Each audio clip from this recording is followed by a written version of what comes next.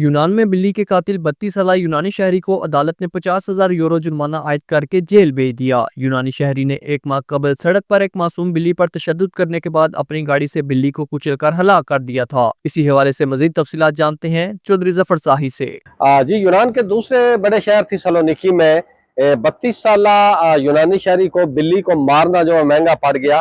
चंद हफ्ते पहले social media पे एक वीडियो जो है वो वायरल हुई, जिसमें एक यूनानी शहरी सबसे पहले वो बिल्ली को एक रोड पे जो है वो तंग करता है और उसके बाद अपनी गाड़ी से वो इस बिल्ली को जो है वो कुचल के उसे जान से मार देता है। और इस तमाम वाक़े की वीडियो जो है वो एक यूनानी शहरी जो है वो अपने मोबाइल में उसको अक्स बंद कर लेता है, जिसके बाद सोशल मीडिया पे इस यूनानी शहरी के हवाले से जो है वो शदीद तनकीद जो है वो उठती है। और जिसके बाद यूनानी पुलिस जो है वो एक खसूसी ऑपरेशन में इस नौजवान को गिरफ्तार करके थाने जो है मुंतकिल कर देती है।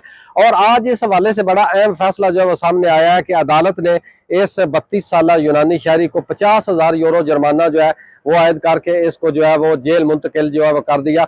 और इसके बाद इसका जो मकान था उसकी तलाशी ली गई और इसके मकान से भी कुछ ऐसी चीजें जो मिली जो कि कानून के खिलाफ थी।